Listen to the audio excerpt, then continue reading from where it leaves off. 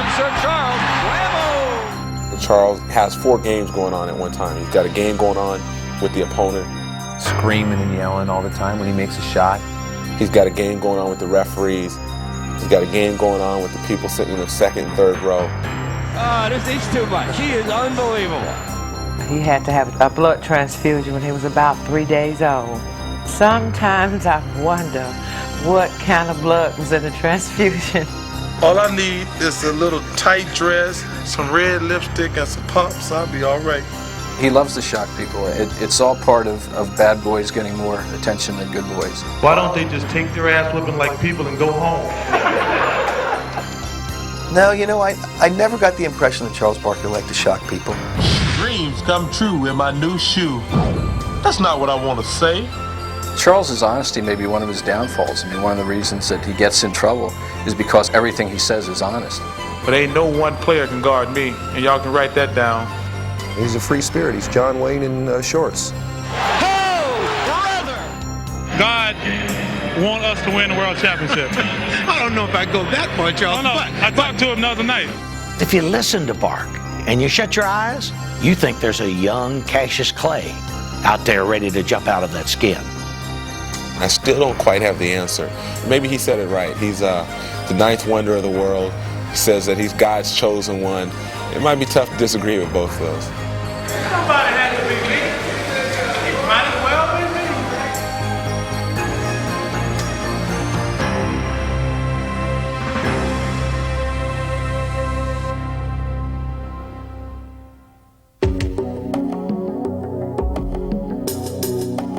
When trying to explain Charles Barkley, it seems that no single image is enough.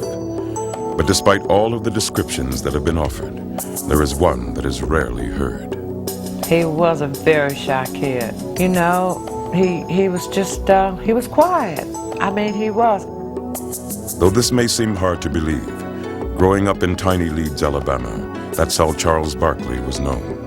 He was on the chubby side, and he was just about as chubby, as tall as he was chubby.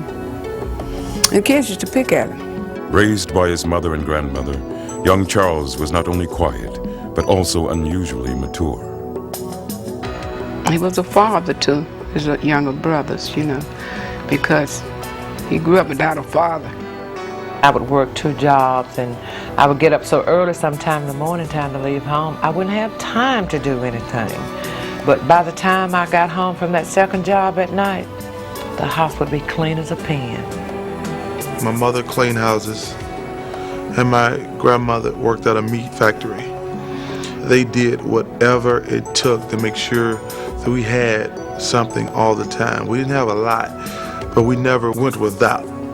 So that's probably the greatest thing that I learned from him. Just do whatever it takes to make yourself successful.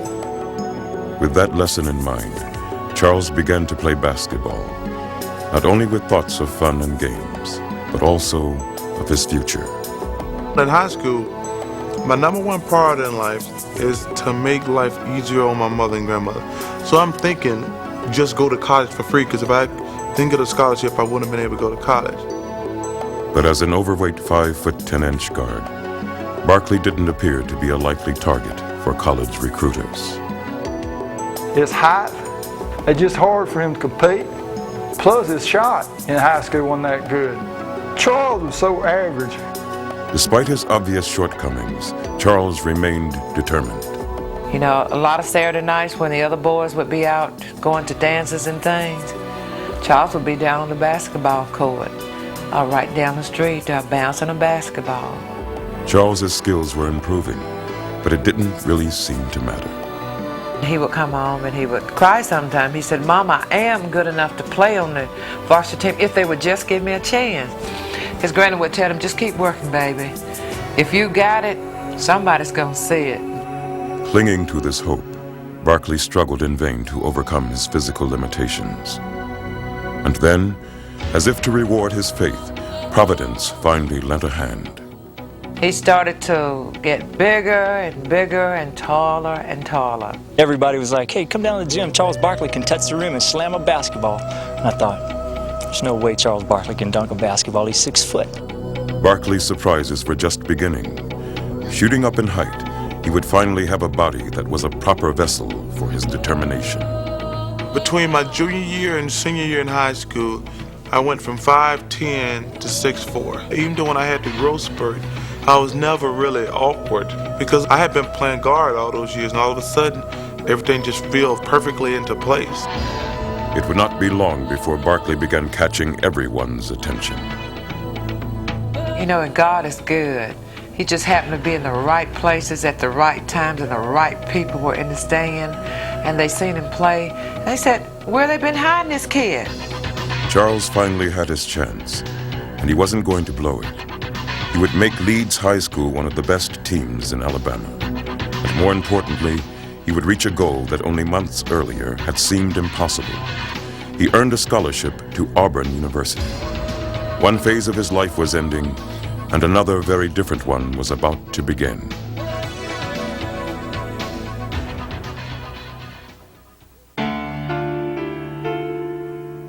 The Charles Barkley who arrived on the campus of Auburn University in the fall of 1981 bore little outward resemblance to the one who had left tiny Leeds, Alabama. Over the summer, he had grown in both size and athletic ability, and now, away from the domestic responsibilities of home for the first time, he was feeling his oats. I would not let him break the breakaway rims down. And he would, every time he would dunk, he would break that rim down and look at me like, what are you going to do about this, sonny? And I said, now, if you break the rim down one more time, you're out of here. And naturally, he's going to do that. He broke it down, and I ran him out of practice. If Charles was causing a stir on campus, it was nothing compared to the impact he had once he took the court for the Auburn Tigers. Watch Barkley moving underneath now, always in motion. Oh, there goes Barkley. Look out for this one. Here comes Barkley. Are you kidding me? I've never saw anything like that in my life. Are you kidding me? They threw it away. Barkley with a great anticipation. Look at the big guy move. Do you believe it? Barkley. He could do things you couldn't believe. Barkley, my goodness. This is Fetterman inside. Blocked by Barkley. The big guy has turned the game around. No question about it. Won't go. There's Barkley again. He lights up the joint. What a player. He was just overweight and didn't look like he was in condition. But once the ball was thrown up and the game began, it was a scary situation. Man, Barkley just hit the deck, and he drew an offensive foul. They're going to call it on Bowie. Incidental contact with that guy over the speed limit could give you terminal whiplash. He got to like 310 pounds. I mean, the guy was just mammoth. I mean, he was definitely a man-child. It's a race now, but Barkley's back. Watch him go up. It's phenomenal talent. Phenomenal talent. Long lead to Barkley. And he's fouled down low. You're talking about box office and marquee value.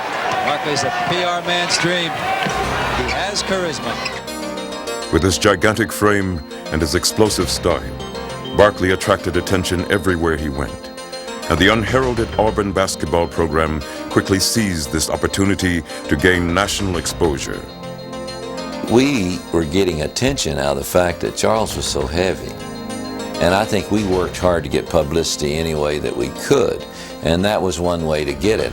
We were selling fat, we were selling anything. And Charles was a sellable item, he really was.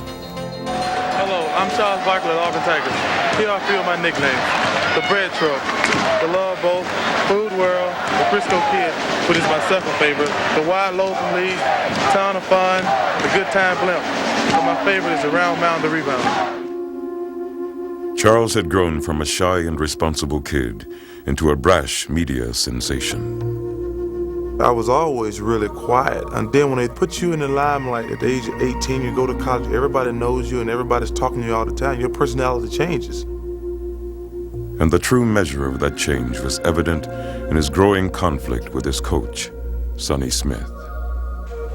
He was lazy, and he felt like he could play real heavy, and I felt like he couldn't. So we had a little war going there to lose weight. He could have said to me, Charles, you need to lose some weight and you can play better, instead of saying I was a fat, out-of-shape slob all the time. I knew I had something special. I knew I had a pro on my hands, and I knew that it was my responsibility to develop him, give him a chance later, so I was really tough on him. At the end of my second year, I had enough. I had led to SEC in rebounding 2 years. I was all SEC, and he was still riding me all the time. So finally, I just picked up and said, hey, I'm transferring. Charles Barkley had reached a crossroads. In his struggles with Coach Smith, he faced both the benefits and the burdens that came with his newfound stardom. And his resolution of this conflict would set a pattern for the rest of his life. We had a meeting, and we sit down, and he said, hey, you lose a little weight, you'll play harder, you'll play better. And he was right. And I told him what I expected from him, to treat me like a person. I knew right then that I wanted to be treated like a person, not just a piece of meat. Charles would stay at Auburn for his junior season, and it would be his best. He would be named SEC Player of the Year and lead Auburn to its first ever NCAA tournament appearance. And as he made his decision to forego his senior season and enter the NBA, he looked forward to a bright professional career and looked back with new perspective. I had matured from my freshman year. Well, I just rebelled. My sophomore year, I just rebelled. But by the end of my sophomore year, I knew that I wanted more, expected more, and became a person who could speak for themselves. Just grew up from a little kid to a man.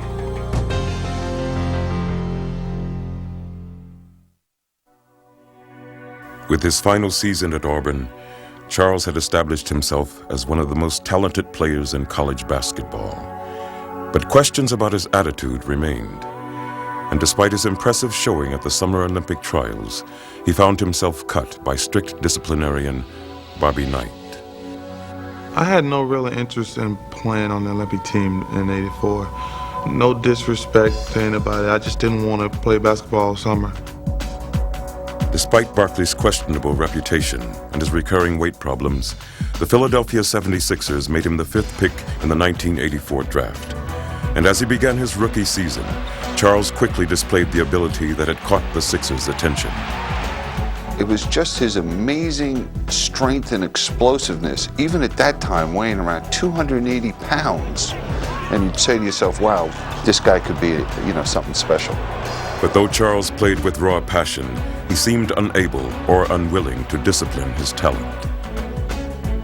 Charles's first year was quite an experience. Charles would act up. Charles wouldn't run back to half court. Charles was very difficult, to say the least. It seemed as if Charles had once again fallen into the rebellious trap that he had struggled through at Auburn. But now, he would have veteran center Moses Malone, one of the NBA's hardest workers, to provide him with an example. You could see that Charles wanted to be great, but he didn't want to work at it. So I said, Charles, things you got to do, it's not going to come easy because right now you're into pro ball, you got a lot of great athletes.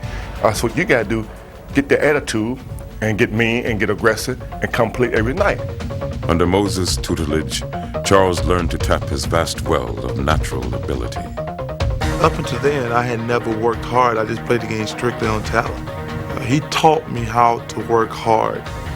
I got in really good shape, and I'm just watching him and learning from him.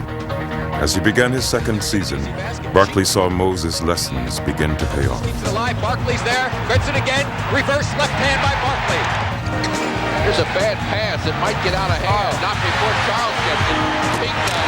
It's just a question of Charles wanting it more in the Dan Round field. He got believing in himself and he got believing in what he could do. And he went to another level. Just as Barkley was beginning to mature as a player, however, he would be thrust into a demanding new role. At the age of 24, the mantle of responsibility had fallen on him. Doc was gone, Moses was gone, Bobby Jones was gone, and it was Charles Barkley's team. It was a challenge that stoked Barkley's competitive fire. Responding with a vengeance, he would take his game to another level and take the league by storm.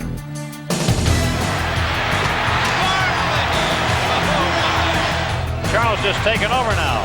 Oh, what a pass! Oh, that's the pass of the year. That's the finish. Gotta finish. Oh, what a rejection by Barkley! What a play! What a play! Here comes Charles down the lane. Goodbye. physical. The guy's just relentless. So here's Barkley now, going to go in by himself. Gets the offensive rebound and slams it. I think he intimidates everyone. Barkley, the move, and a foul. He's just unstoppable. Bull taps it once and can't make it. Charles looks like he's just determined to take over this game about as authoritatively as you can. He went. Whoops.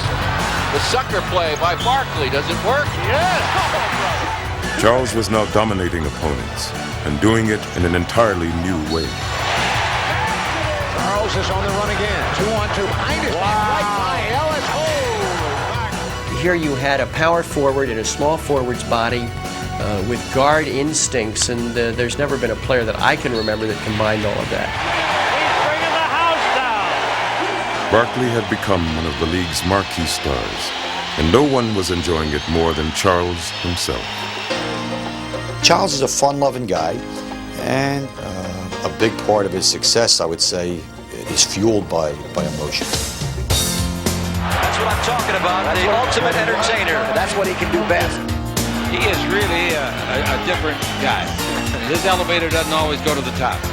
Both on and off the court, Charles was now the center of attention. World's highest paid cat. This is called Yeah, Alabama. Go roll to victory, here to stride, your Dixon's football pride, Crimson Tide. Charles at heart is an entertainer. He enjoys being in the limelight. He enjoys being a celebrity. Comages winds up in the cheerleading section, and Barkley too. He doesn't want to get up. There's an intelligent man. And whether he was playing to fans or reporters, he rarely disappointed. What's the most important thing you have to do next game? Scoring more points than they do. All you have to do is ask Charles Barkley a question, kickstart him, and he's on his way, and he's honest. Well, we don't have a lot of plays. Only plays we got is get the ball to me somehow. Well, the NBA sent us a rule today that says anytime we foul anybody delivered it too hard, we're going to get ejected from the game, so you're safe. Good. With his no-holds-barred approach to celebrity, Charles had become one of the most distinctive superstars in all of sports and had achieved a level of fame that even he never dreamed of. But with all of his accomplishments, there was still something missing. Since taking over the team's reins, he had been unable to find postseason success. It was a void that had begun to take its toll. Charles cares. Despite all of that outward bravado and all the charisma that flows out of Charles, within is an intense athlete who cares, who has pride, who wants to be successful. And as the 1990 season began, it was clear that Charles was more determined than ever to bring playoff glory to Philadelphia. He wanted the game on his shoulders. He unlike some other players that that aren't comfortable with the chips on the line and the gun staring at them. I mean, he thrives on that. 7 seconds left. Charles is going to drive from there. Little 18-footer. Go! What a play by Barkley. There were games when he needed to stop people and play good defense. He did. Dominique Wilkins to the other end. Spin move, scoop shot, offensive foul. Philadelphia has the lead on the ball with 3 seconds left. But as important as his personal heroics was his ability to instill the team with his own spirit. His desire to win made me get it, and then we started having a lot of fun winning, and then in turn winning, you act like a kid, you have a good time. Did he finish that baby or what? And Charles just in ecstasy. Barkley, 1, 2, 3, triple bogey. And the foot stomp. When you're winning. Yes, sir. Feeding off Barkley, the Sixers ran roughshod over the league and enjoyed doing it. Piling up 53 wins and capturing the team's first Atlantic Division title in 7 years, they surged through the season on an emotional high. Sixers will set up for the final shot. AC Green and Charles Barkley. Charles with room. Yes, score it, and a foul. And as they entered the postseason, Barkley's sights were set on nothing less than a march to the finals. He felt at that time that was the most talented team that he'd had around him, and this was his chance in Philly to get there. In the first round, the Sixers began their playoff quest in style. 3-on-2. as Barkley led them past the talented Cleveland Cavaliers. Here goes Charles. Great play. That'll do it. This team is too good to worry about one series. We're going to Chicago feeling like we can win. Confidently heading into the second round, Barkley and the Sixers looked forward to facing another up-and-coming young team. A victory against Michael Jordan's Chicago Bulls seemed like it would be the perfect stepping stone to establishing the Sixers' supremacy in the East. But it was not to be. Ambushed by a Chicago team that seemed suddenly to be coming into its own, the Sixers would manage to win only a single game. Takes it all the way to the rack. Barkley's high hopes had been dashed, and Charles himself was left all but broken-hearted. I'm disappointed and frustrated right now. I mean, I can't even put it into words how bad I feel right now. I mean, it's that bad. You know, most of the people out there, they don't understand. They think it's just a game you play. This is your job, and you really care about winning and losing. Chicago would go on to win a championship the very next year, but Philadelphia would never recover. Injuries and ill-fated trades would disband the group of players that had achieved such special chemistry, and Barkley could only watch in frustration. You know, we were only a player or so away from really being able to challenge the whole thing, and before that could happen, that team was dismantled, and I think that really bothered him. Barkley's emotional slide was just beginning. The Sixers began to lose with regularity, and Charles's playoff dreams seemed further away than ever. I could see the frustration in him as the year went on because he felt that you could see it, that the opportunities were dwindling away. And Charles was typically candid with his emotions. There was a game at the Forum against the Lakers, and the Sixers lost badly. And after the game, Charles said, "We got a bad team." Now, so that there could be no misunderstanding, I posed the question among a group of reporters, do you mean that you have a team that didn't play well tonight?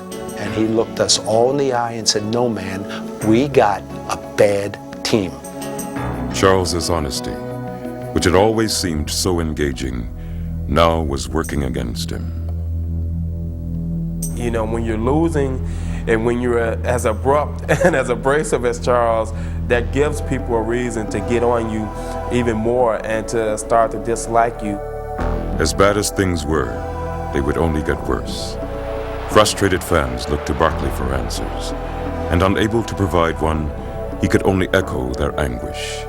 Charles is frustrated, he's upset because his players are not giving him the ball. His plight would hit bottom in New Jersey.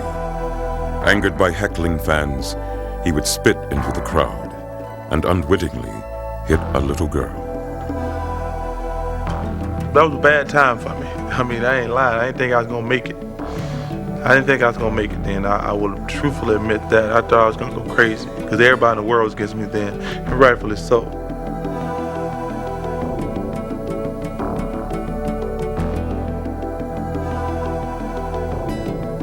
So the spin incident is where it all changed. It made me really take a closer look at myself. But the most important thing it did was it made me realize that I wanted to win too bad. There shouldn't be anything on a basketball court that make me want to spit on another person. And that's kind of where it all changed for me. Charles knew he needed to change, but stuck in Philadelphia, he would not be given the chance. Besieged by questions about his character, his leadership, and even his ability, Charles could only stoically bide his time. You want to stay with this team? I just want to win. I just want to win. Charles, you want to stay here? Finally, after a year and a half of waiting, he would be given the opportunity that he craved. Charles Barkley, he has talked long and hard and loud about his hunger for an NBA title. He was traded to the Phoenix Suns with a 3-for-1 deal. The trade, Charles now faced the defining test of his career. The Suns offered him what he wanted most, a second chance. But he knew also that if he failed, it would probably be his last. Before Charles could meet his destiny in Phoenix, he would join the Dream Team for the Summer Olympics. And from the start, his trip to Barcelona seemed to renew his spirits. Good morning, ladies and gentlemen. We'd like to welcome you aboard. Glad to be here. It meant a lot to me because they were saying, hey, you're a great player and you've done a hell of a job, even though your team hasn't been winning. So that was great. Reaffirmed as one of the game's top stars, Charles again found himself in the midst of adoring fans. It was like traveling with, I guess, the Beatles. You know, that stuff you see on TV where there's thousands and thousands of people waiting all the time. It was unbelievable. While some Olympians may have found the constant crowds and attention daunting, Charles took to the streets with relish. I'm in the Olympics. I wanted to see it. I mean, it's a once-in-a-lifetime thing.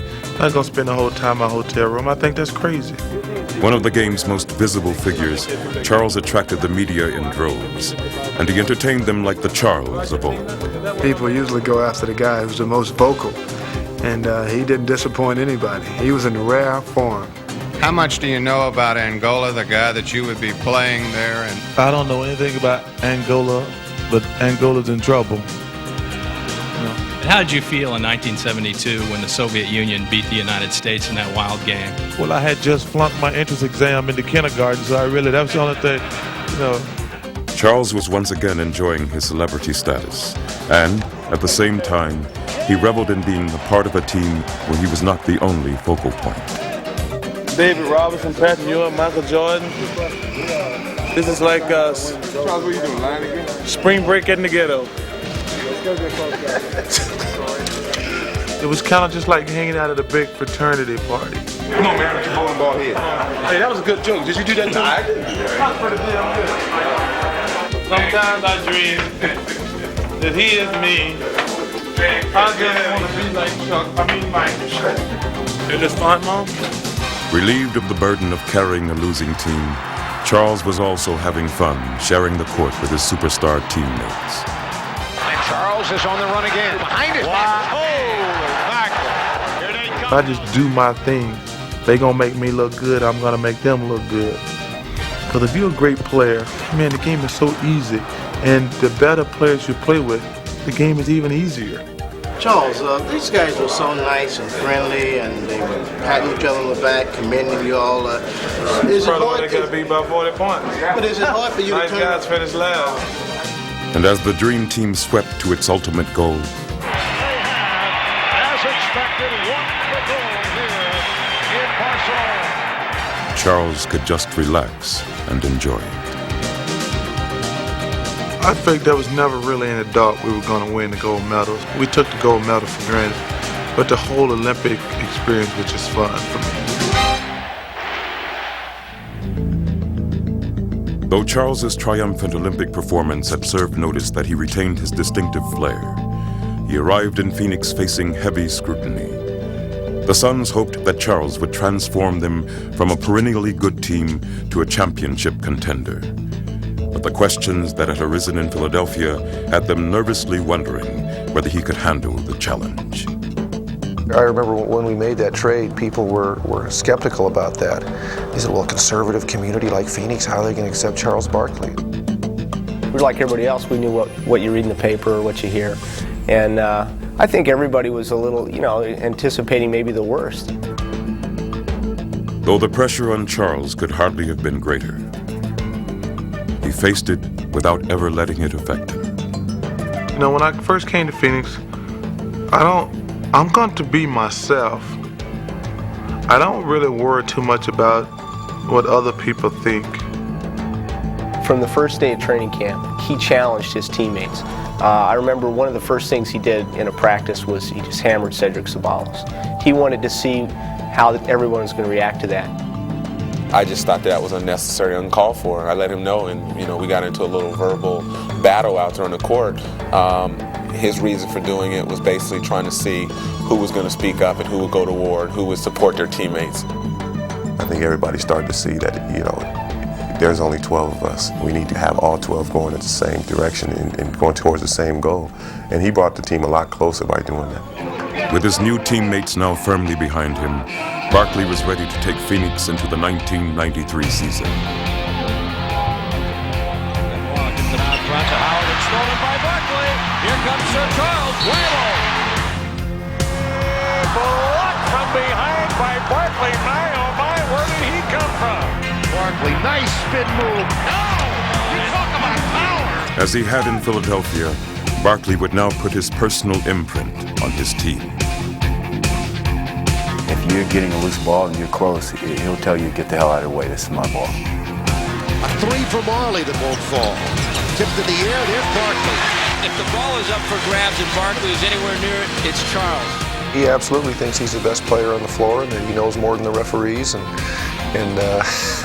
you know, nobody should stop him. Here he comes again. And here comes Charles. Don't get in his way. He brought that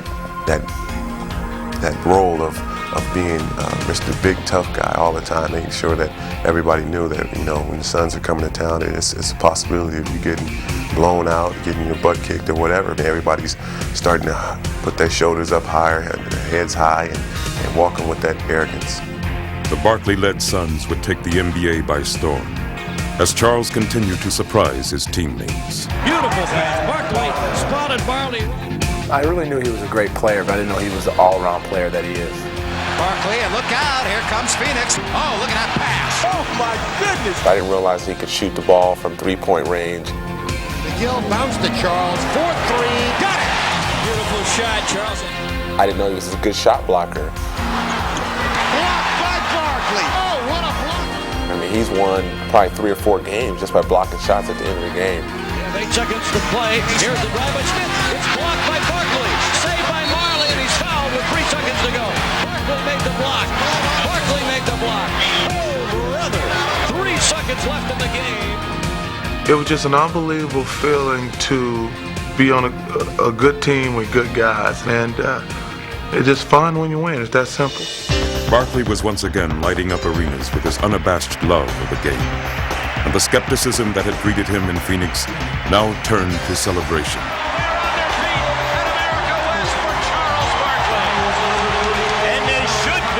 He has charisma. He brings people to him. How many guys have a writer following them around and all he does is the Barkley beat? Only a couple quotes from Barkley. He doesn't cover the story, the pre-game stories or anything. He does the Barkley beat. Without question, he's the most popular athlete ever to wear a Phoenix uniform in any sport, and he accomplished that in 1 year.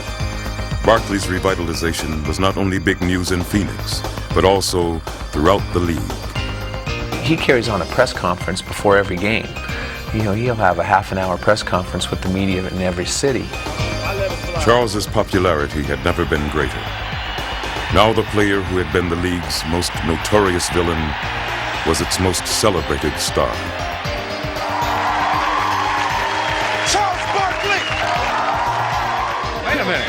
What's going on here? Some fan ran out on the court, and Barkley's getting some smooches. I'm surprised that wasn't one of my daughters, the way they love Barkley. I think it started with the Olympics. I think that brought me to the forefront.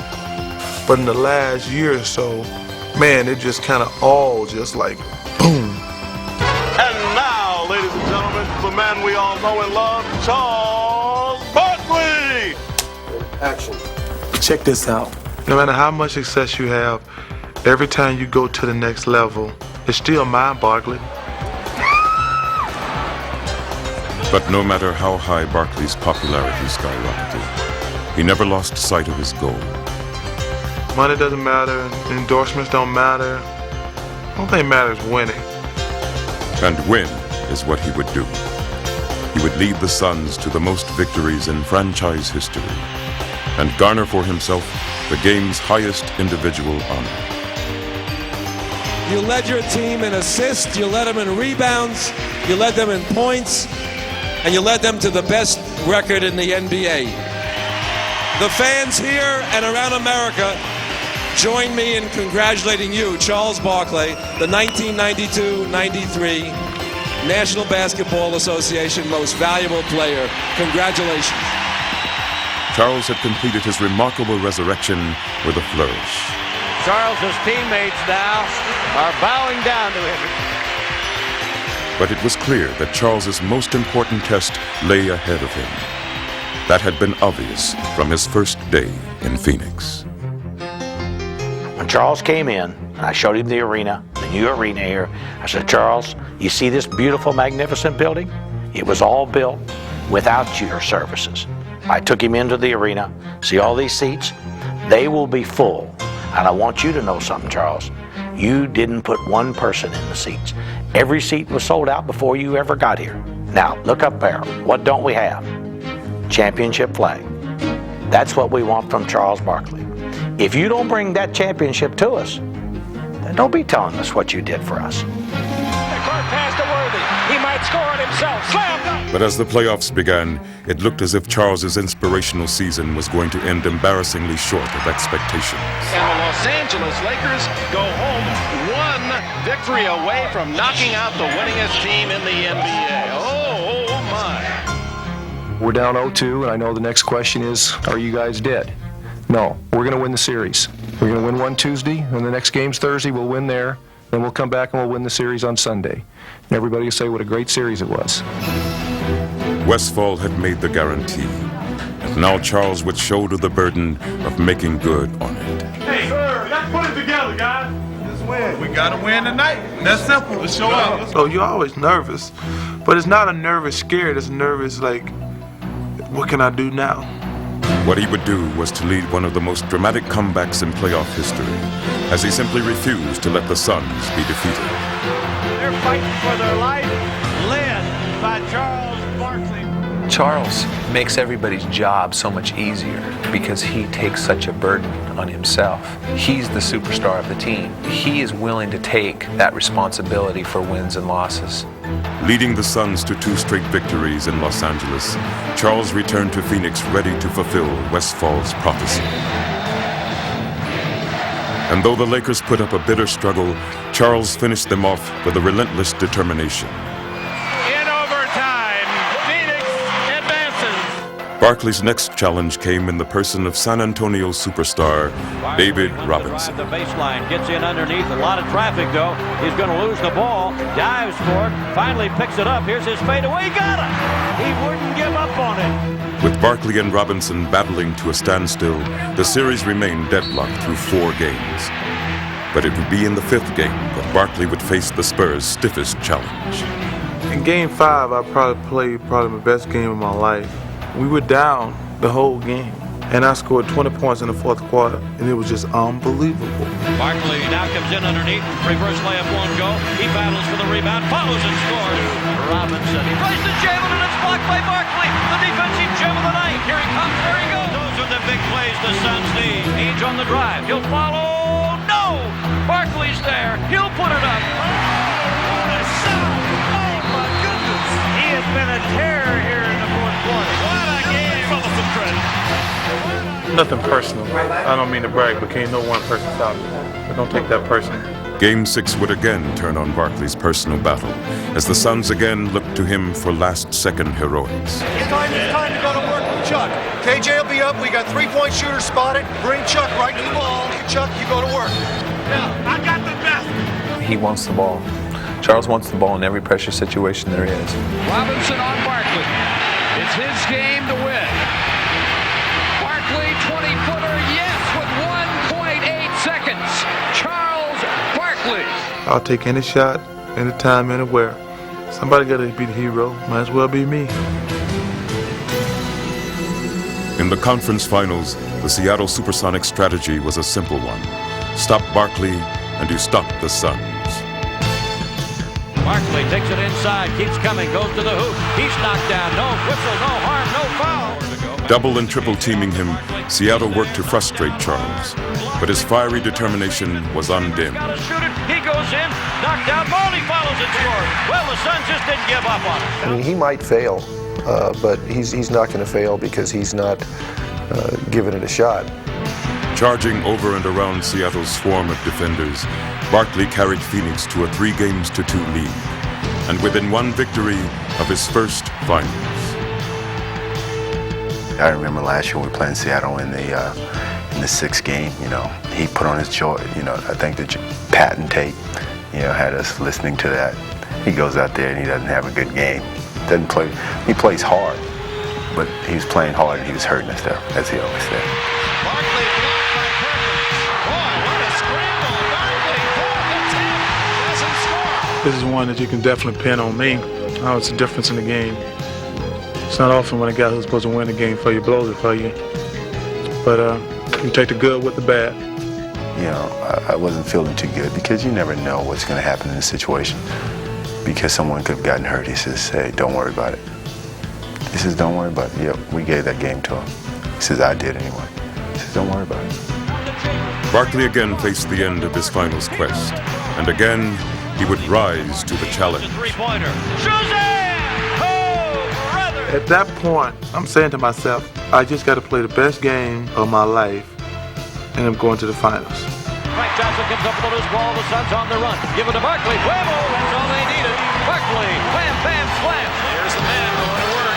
Gets the double team. Oh, my. Said, don't get in my 41. Attention, attention, Chicago. He takes it to the iron. And misses it. Guess who rebounds? Barkley. He's everywhere. And that's what happens when you got your game on. There goes that man again. He has been the man who's been leading them, and he's fired up, Dick. He wants that ball. Barkley scores, and he is fouled. Superstars come to play in big games, and Charles Barkley has come to play tonight.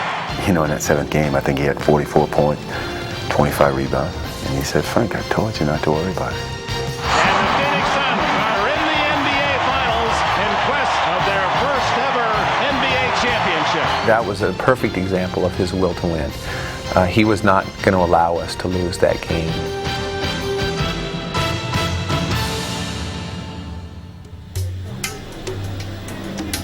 Charles's long-awaited trip to the championship series was finally at hand. His journey had been an arduous one, but now at last he would lead his team into battle for basketball's ultimate prize. We are the best team in the world. Let's go, baby. Let's win.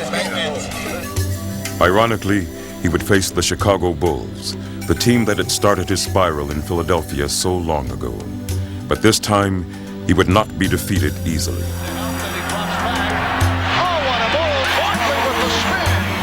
Charles Barkley is at his best. And even as the Bulls jumped out to a 2-0 series lead, Charles remained steadfast in his belief in himself and his team. Kevin Johnson hearing it. The crowd hearing the blues. To the Phoenix fans who were getting on Kevin tonight, if Kevin Johnson, we wouldn't be here without him. And if you're gonna boo Kevin Johnson or give him a hard time if he's struggling, please don't come to the game, because we don't need you. If you're not going to be with us through the good times and the bad times, we don't want you here. He is with his team, win or lose, good or bad. And he stood up and he was counted. He puts nothing ahead of his teammates, and I think that's a great quality that he has. And he knew that if he stepped up and said something nice about KJ and that we're still behind him, that people would step back and listen to him because of who he is. He had seen his team in Philadelphia dismantled. Now in Phoenix, he would hold his team together. Charles has come to play, and he's come to lead his team. He's putting them on his shoulder saying, I'm going to lead you. Everybody follow me. Though Barkley would ultimately come up short in his cherished quest, he would never stop fighting. That's a superstar. That's a leader. And he wants a championship. And though the Suns would not fulfill their championship expectations, Barkley would not let their spirit be broken. We played as hard as we could. Can't do no more. I'm proud of my team. I have to give all the respect to the Phoenix Suns for fighting back. They really played championship basketball. I expected us to win the World Championship this year.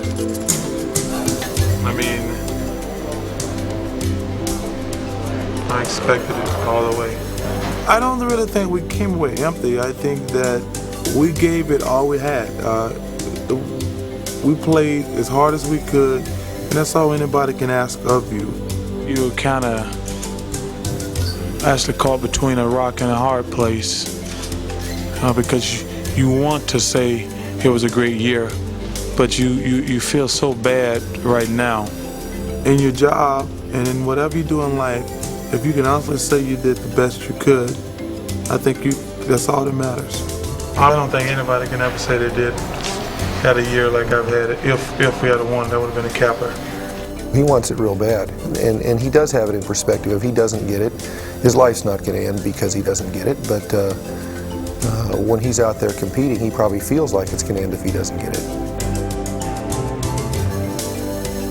I don't look at myself as like a failure because we didn't win the world championship. You know, hey, if we're on a team good enough to win it, we'll win it. If we're not, we won't win it. Like the protagonist of many heroic stories, Charles has come full circle. But despite all the changes he has gone through, he still seems to inspire endless attempts to define him. Charles is the epitome of the conservative ideal, of a guy who never asked for anything, who overcomes odds, goes out and competes, doesn't make excuses, doesn't whine. He just has made a success out of himself. Opinions and perceptions change, but Charles is so enduring. I think anybody that knows Charles Barkley, it's very difficult not to like him. He loves life. He loves the game. He's always smiling, even after bad games. He's just a guy that loves sports, loves his job, and makes everyone else's job a lot more fun. Perhaps he is such an intriguing subject because he has never been particularly worried about making himself clear, except, of course, to the one person with whom he has always managed to come to terms with, himself. You know, people think you're trying to be this and that. I mean, where I'm from, if somebody asks you a question, you tell them the truth. I mean, and if I had a chance to do it all over again, maybe I would have just said what they want me to say. But I'm proud of myself because I didn't, because you should be able to be honest. That's it. Simple.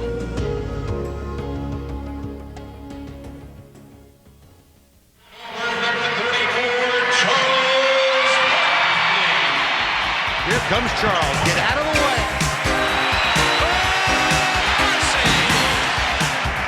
And give it back and send it in.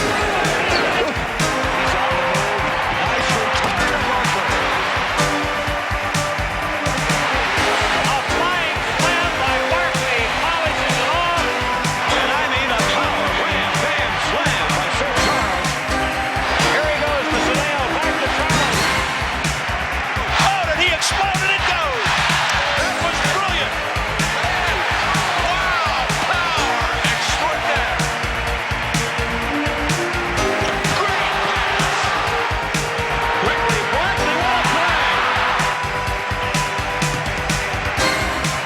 Oh, what a jam. And the play, something special in the air right there. Thinking of unlock underneath the Barkley, forget it. Watch his eyes light up. Whoa, I'm going to the hole. See you later, kaboom. Gembelix trying to break. Sixers got back in. Dagger rejected by Barkley. Let's watch this. Ooh, that's what I'm talking about. The ultimate